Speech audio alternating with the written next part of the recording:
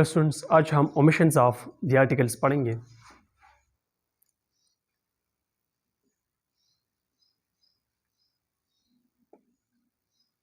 Of the article, omissions of the articles हम पढ़ेंगे। Omissions की मानी है हम नहीं लिखते, हम ओमिट करते हैं। ओमिशन से क्या हम ओमिट करते हैं, तो इसके लिए कुछ रूल्स है वो अपने पास याद कर ले। ये जो अनकाउंटेबल नाउन है और ये जो अब्स्ट्रैक्ट नाउन होते हैं, अगर मैं इसे जनरल सेंस में बात कर लूँ तो इसके पहले हम दी का इस्तेमाल नहीं कर रहे। जैसे मैंने पिछले वाली वीडियो में एक एग्जांपल दिया था, they are mining for the lead, और एक एग्जांपल मैंने दिया था, the silver is the best conductor.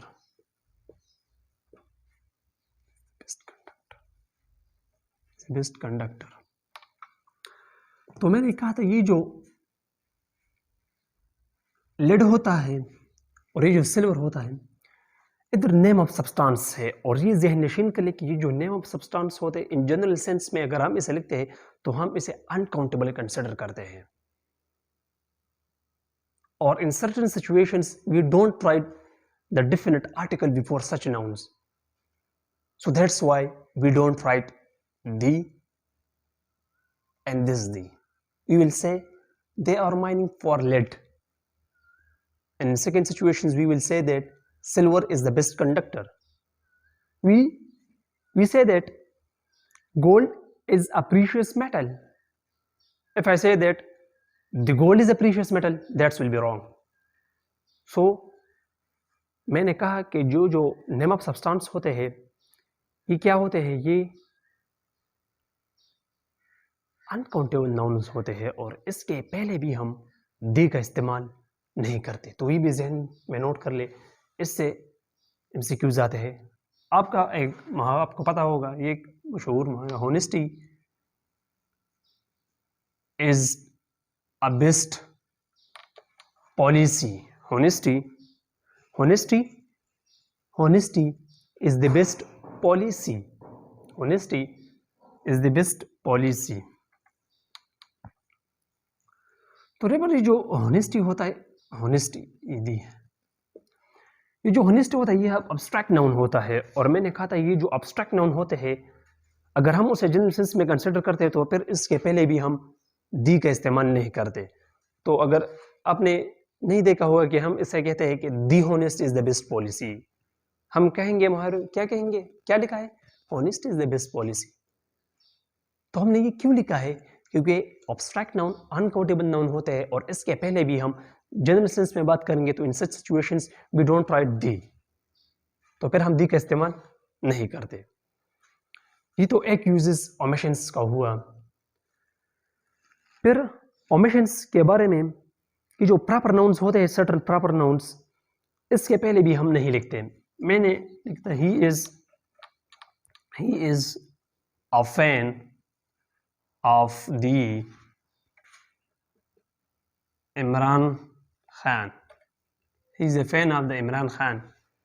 तो ये जो दी होता है, ये इमरान खान, ये प्रॉपर नाउन है। तो मैंने कहा था कि ये जो प्रॉपर नाउन होते हैं, इसके पहले भी हम दी नहीं लगाते, तो मैं इस दी को ओमिट करूंगा। मैं कहूंगा he is a fan of Imran Khan. तो in such situations we omit the definite articles before proper noun. तो ये इसका दूसरा इस्तेमाल हुआ ओमिशंस का। ये जो मंथ्स होते हैं, मंथ्स आपने देखा होगा, इसके पहले भी हम ये जो डेफिनेट आर्टिकल्स है हम नहीं लिखते। अगर मैं आपसे कहूं ये जो जून हुआ वगैरह होते हैं, इसके पहले भी हम नहीं लिखते। अगर मैं आपसे कहूं she gave birth to a child in the June, तो ये सही है, she gave birth to a child in the June, तो ये गलत है। हम कहेंगे she gave birth to a child in June. She gave birth to a child in June, हम क्या लिखेंगे, इन जून, हम नहीं लिखेंगे इन दी जून। तो ये क्या है, ये गलत है क्योंकि ये भी प्रॉपर नाउन है। ये जो नेम्स ऑफ डेज होते हैं, ये जो नेम्स ऑफ मंथ्स होते हैं, तो ये भी प्रॉपर नाउन होते हैं और इसके पहले भी हम दी का इस्तेमाल नहीं करते। सही है। तो in such situations we don't write the, mean definite articles before it. तो ये तो 3 यूजेस हुए ओमिशंस के बारे में। अगर हम इसे एक खास सेंस में इस्तेमाल कर लें, अगर मैं आपसे कहूँ, अगर मैं इसे लेट्स सपोज अगर मैं इसे खास सेंस में इस्तेमाल करूँ, जैसे मैंने कहा would you pass me the sugar, would you pass me the sugar। तो अगर मैं कहूँ शुगर, अगर मैं इसे इस तरह लिखूँ तो sugar is bad for your health, तो ये जो दी है दी शुगर, ये गलत है क्योंकि ये जो नेम ऑफ सब्सटेंस होते हैं अनकाउंटेबल होते हैं, उसके पहले भी अगर हम जनरल सेंस में कंसिडर करें तो हम दी नहीं लिखते। और मैं इसे इस तरह लिखूँ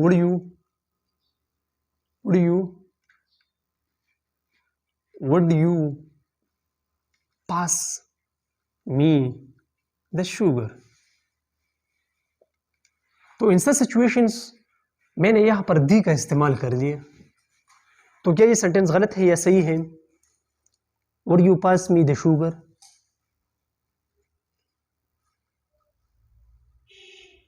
ये गलत है। ये गलत है? नहीं, ये सही है। ये गलत है? नहीं नहीं, ये सही है। यहां पर मैंने शुगर है, मुझे पता है कि मैं किस शुगर की बात कर रहा हूं, यहां मैंने इनको डेफिनेट किया। ये जो शुगर है आपके सामने पड़ा है या किसी मेज पर पड़ा है, तो मैं उस शुगर की बात कर रहा हूं, तो ऐसे सिचुएशंस में मैं इसके सामने दी का इस्तेमाल करूंगा। ये भी जहन में याद कर ले। आपने पढ़ा होगा the wisdom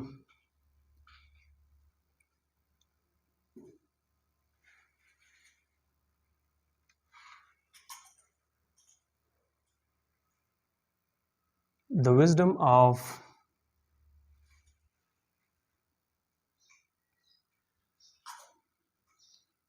Suleman is great. तो यहां पर मैं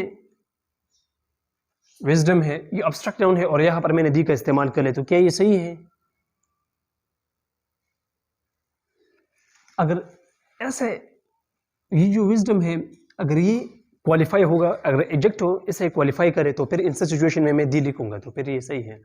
अगर एक नाउन्स क्वालिफाई होगा by mean of an adjectives, the wisdom of Suleman, तो ये सुलेमान है, ये इस नाउन को क्वालिफाई करता है। तो अगर एडजेक्टिव होता है, एडजेक्टिव फ्रेज होता है और वो इस नाउन को क्वालिफाई करता है, इस एब्स्ट्रैक्ट नाउन को क्वालिफाई करता है, तो इन सिचुएशंस में फिर मैं दी का इस्तेमाल लाजमी करूंगा। ये भी जहन नशीन कर ले कि इन सिचुएशंस में मैं दी का इस्तेमाल करूंगा। फिर मैंने आप लोगों से कहा था ये जो नेम्स ऑफ कंट्री होते हैं, कंट्री, इसके पहले भी हम दी का इस्तेमाल नहीं करते।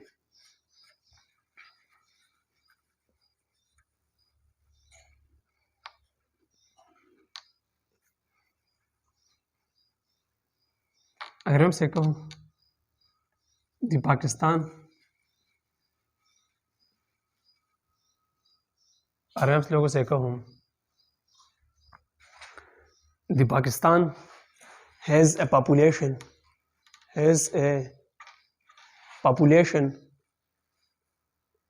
of 20 million, तो क्या ये सही है? तो ये जो नेम्स ऑफ कंट्री होते हैं इसके पहले भी हम दी का इस्तेमाल नहीं करते, मैं इस दी को हटाऊंगा। तो ये याद कर ले, बिल्कुल इसे रट्टा कर ले। ये जो नेम्स ऑफ कंट्री होते हैं, ये जो नेम्स ऑफ सिटीज होते हैं, स्टेट्स होते हैं, इसके पहले भी हम दी का इस्तेमाल नहीं करते। ये बिल्कुल जहन नशीन कर ले। ये जो नेम्स ऑफ पीपल होते हैं, प्रॉपर नाउन, इसके पहले भी हम दी का इस्तेमाल नहीं करते। नेम्स ऑफ कंट्री, सिटीज होते हैं, जो कंट्री होते हैं जैसे पाकिस्तान, इंडिया, यूरोप वगैरह, चाइना वगैरह, इसके पहले भी हम दी का इस्तेमाल नहीं करते। ये जो माउंटेन है, माउंटेन्स, मैंने आप लोगों से कहा था कि ये जो रेंज होता है, रेंज ऑफ माउंटेन्स होते हैं, जैसे हिमालयस होते हैं, तो इसके पहले हम दी का इस्तेमाल करेंगे। माउंटेन रेंज, ये जो ग्रुप ऑफ आइलैंड होता है, इसके पहले हम दी का इस्तेमाल करेंगे। लेकिन ये जब हम एक अकेले माउंट्स, पहाड़ के बारे में बात करते हैं, तो फिर हम क्या लिखेंगे? फिर हम दी का इस्तेमाल नहीं करेंगे। अगर मैं आप लोगों से कहूँ the mount Everest, Everest is the highest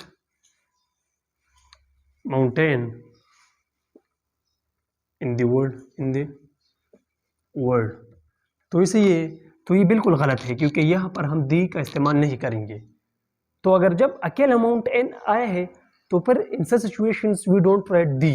ये भी जहन नशीन कर ले। अगर आप मील्स के बारे में बात कर रहे हैं इन जनरल सेंस में, मैं आपसे कहूँ डिनर इज रेडी, अगर मैं आप लोगों से कहूँ डिनर इज रेडी,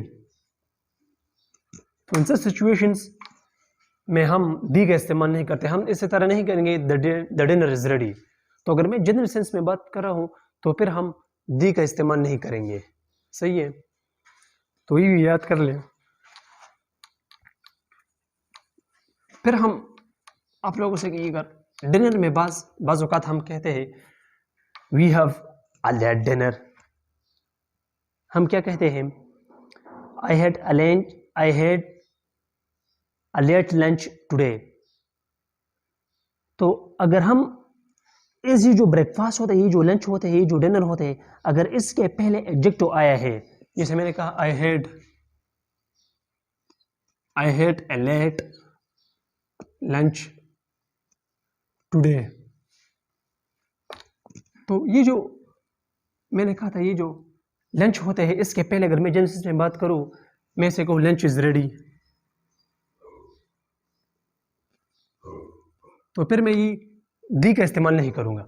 लेकिन अगर इससे पहले कुछ एडजेक्टिव्स आया है, तो फिर मैं ये ए का इस्तेमाल इन सिचुएशंस में मैं ए का इस्तेमाल लाजमी करूंगा। I had a late lunch today. बाज़ औक़ात आता है कि ये जो होटल्स होते हैं, होटल्स, ये भी बाज़ औक़ात आते हैं।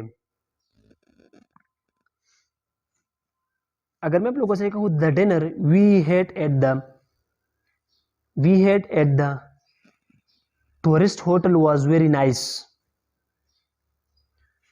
तो अगर हम इसको स्पेसिफाई करें,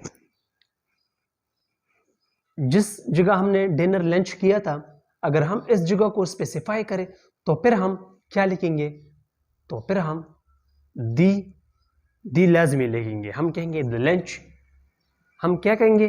the lunch we had at the tourist hotel was very nice. तो ये भी जहन नशीन कर ले। हाँ, अगर ये जो लैंग्वेजेस होते हैं, लैंग्वेजेस, इसके पहले भी हम दी का इस्तेमाल नहीं करते। अगर आप लोगों से कहूँ I study French in high school, I studied French in high school, तो ये जो लैंग्वेजेस होते हैं, इसके पहले भी हम दी का इस्तेमाल नहीं करते। तो ये भी आप जहन में याद कर ले कि इससे पहले भी हम दी का इस्तेमाल नहीं करते। ये जो लैंग्वेजेस होते हैं, इससे पहले भी हम दी का इस्तेमाल नहीं करते। बाज़ औक़ात ऐसा होता है, मैं आपसे कहता हूँ he is at school, he is at school,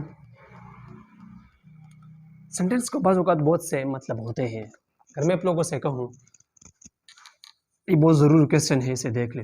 मैं 3 सेंटेंस आप लोगों से मैं इधर लिखता हूँ, he is at school, he is at a school,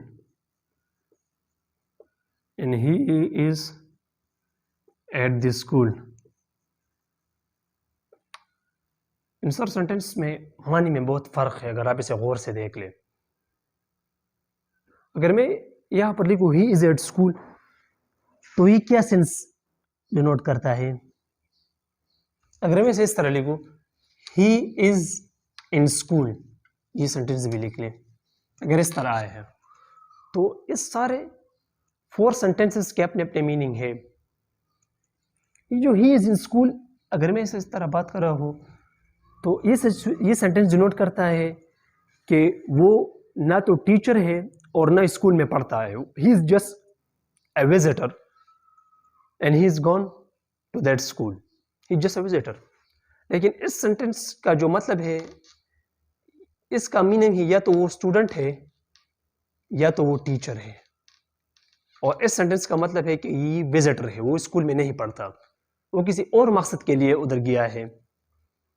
और ये जो ए का इस्तेमाल है, ए का इस्तेमाल, ही इज एट स्कूल, लेकिन मैं स्कूल को नहीं जानता, ऐसा स्कूल, मुझे स्कूल का पता नहीं है। लेकिन ये जो दी है, ये मैं इधर इसलिए लिखता हूँ कि ये जो दी है, दी इधर में मुझे स्कूल का पता है कि वो किस स्कूल में पढ़ता है। I knew that school, I knew which school. So in such situations में हम दी का इस्तेमाल करते हैं। तो ये ओमिशंस थे, ये सारे सेंटेंस चार्ज वाले थे, ये अपने डेफिनेशन के लिए जो इन है ये प्रीपोजिशंस है। ही इज इन स्कूल, वो सेंटेंस करेक्ट है। अगर आप लोगों से कहा he is in school, he is at school, तो ये प्रीपोजिशन दोनों करेक्ट है, लेकिन ये प्रीपोजिशन अलग अलग मीनिंग देते हैं। तो बाज़ औक़ात प्रीपोजिशंस के चेंजेस की वजह से मीनिंग भी बहुत चेंज होती है। तो ये हम प्रीपोजिशन में पढ़ेंगे कि प्रीपोजिशंस का भी सेंटेंस में बहुत इम्पैक्ट होता है। तो ये प्रीपोजिशन में डिटेल से इंशाल्लाह पढ़ेंगे। Thank you.